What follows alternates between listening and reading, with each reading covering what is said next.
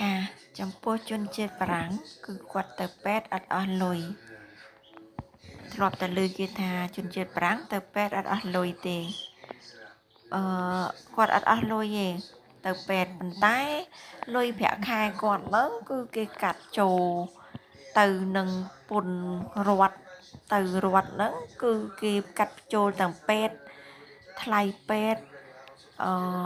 ថ្លៃពេទ្យថ្លៃមើលជំងឺអីផ្សេងទៅដូចជាថ្នាំពេទ្យថ្មិញវ៉ែនតាអីអាហ្នឹងសិតតែនេះទាំងអស់គេកាត់ទៅនឹងទាំងអស់ហើយអញ្ចឹងគេអត់នេះទេចាំបាច់ទៅពេទ្យយកលុយទៅបង់ពេទ្យអីទេបង់ពេទ្យហ្នឹងគេបង់ដែរភ្លាមហ្នឹងប៉ុន្តែ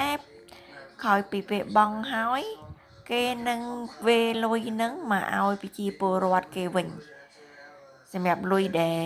គេបង់ភ្លាមហ្នឹងក្រៅពីហ្នឹងគឺលុយ